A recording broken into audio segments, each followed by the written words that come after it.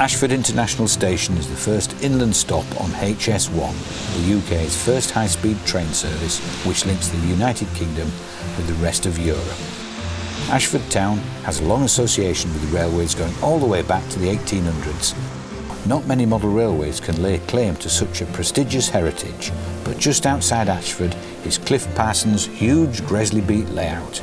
It was recently awarded the Railway Modeller Cup, voted for by readers of the magazine. It's also been seen and enjoyed by thousands of enthusiasts as it travelled around countless exhibitions in the UK and abroad. It's in its 24th year since we actually started building the first spaceport, so it's really a lifetime's work. It's 15 feet wide and 30 feet long. To create and exhibit something this size, Cliff's had help from lots of friends. Two of them, Len and Brian, are helping run the trains today. They have been involved with the Gresley Beat for many years. It all started in my double garage in the village where I live, which is not far away from here. But because the garage was 18 by 18, we actually built the layout 15 by 16. Right. So all the outside of it was virtually touching the walls. And then after about a year, Cliff got the offer of this building. We moved the business in, and then he said, "Shall we move the layout into this room?" My wife swears that I bought the factory because of the railway room. But anyway, I disagree. Barbara wanted the garage back to put a car in. So after we moved it in over a Christmas period, he said, "God, doesn't it look small? Shall we extend it?" I wanted to have two 8-foot extensions, but because of the size of the room, we could only get two 7-foot extensions in. So the layout then ended up 15 by 30, so that's as it is today. All the tracks then are arranged on different levels. One of the things I like to see, particularly with models, is trains on embankments. I just think you can see the motion a lot better, and it becomes very boring if it's just a flat scene. So we decided that we would have the passenger lines on the lower section, and on the higher section we'd have all the goods traffic. Do all the sections interact, or are they separate? No, the layout basically is 4 loops, which are the up and down passenger, the up and down goods, and one end to end. Right. And that keeps the electrics very simple. The whole thing works on 10 wires, 5 negative and 5 positive. Very good. That's it. It's not actually prototypical. There's been a lot of modeller's license used to fit all the elements that I wanted in. And these are all elements from your childhood memories, are they? Yes, Top Shed. We used to go train spotting at Top Shed in Kentish Town quite often at the weekends, especially on a Sunday when a lot of the locos were there and there weren't many people about to shoo you away. In the good old days. In the good old days. I was particularly impressed by the Victorian terraces, the accuracy of the modelling. We decided that we'd put a Victorian street scene in there. As a corner filler. As a corner filler. So I asked Jeff Taylor to do the work. Ah, right. And as you can see, he's made an absolutely fantastic job. And it's a bit like a painting. The more you look, the more you see. I believe he caught you out with the pub sign. Yeah, in actual fact, when he delivered them to me, we installed them on the layout, and it wasn't for 6 months that he rang me up and he said, "You haven't mentioned about the pub sign." And it wasn't until then that I'd noticed that Lord Percy had become me overnight. He'd actually photographed me and sized it down on the computer and used it as the pub sign. Very which good. was quite a nice touch. Brian Longhurst built Cemetery Station and the ancillary warehouses to go with it. This was in the old days when the Victorians used railways railways to move dead bodies. What happened is, in the late 1880s, most of the churchyards in London were completely full up. They were burying people 6 deep. So the Necropolis Company got together with the Great Northern Railway Company and decided to build this station. There were 2 in London, one at King's Cross, which used to serve a big cemetery up the other side of Highgate, and there was one at Waterloo, and each train would have probably 5 or 6 funeral parties on board, and there would be 4 or 5 trains per day.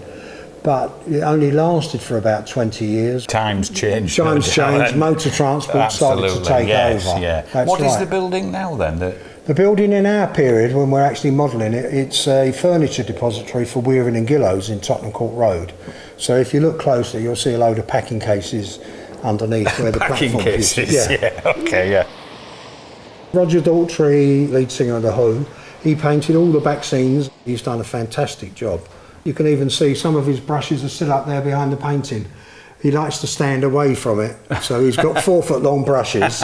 Yes, I can see He does them, the outlining of the actual things and then takes them home and fills in all the detail afterwards. Rock stars and model railways. There seems to be quite a few involved. Yeah, quite a few, yeah, it's amazing. I mean, we've got people like Jules Holland, we've got Pete Waterman, and as a lot of your readers will probably already know, that Rod Stewart's got a fantastic layout in Los Angeles of Grand Central Station in New York. Yeah. I think we were all brought up in that era of the sort of late 50s, early 60s, when steam trains, they were the Concorde of the day. When you were young and you saw a train going to places that you didn't even know existed, that created this sort of element of mystique. You know, where are these things going? You know, who's on board? And I think that's where it sort of captures your imagination. So it's good that people like Roger Daltrey and Rod Stewart are happy to tell the world that they're interested in the hobby. I think it's really important. You know, if you're in America and you put down on your CV that you're into model railroads, you'll get an interview for the job. Yeah. But in the UK, you put down model railways, people just think you're anoraks. So we've got to get away from that. Yeah, and I think philosophy. these guys are certainly putting it out there. It just shows you what these people can do for the hobby.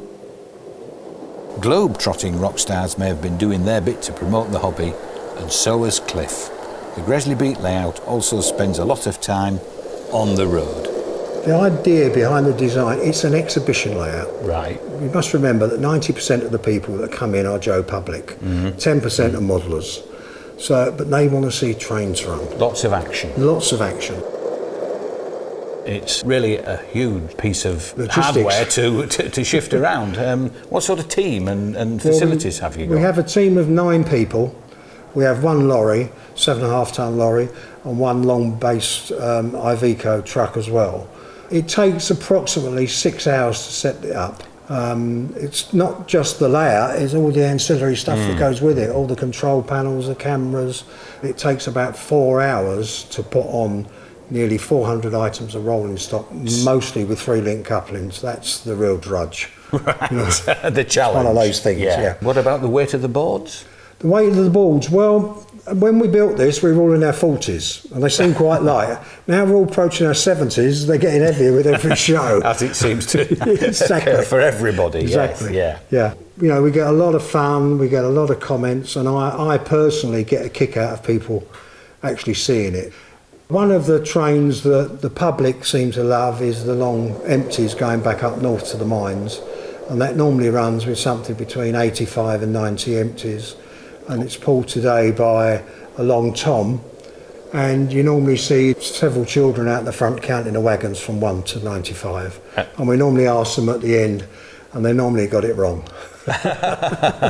All on 3-link couplings? All on 3-link couplings. You've never had one break yet then? No, not yet. That's fantastic. No. We've had it on its side a couple of times. It's pulled around the corner and something's got snagged.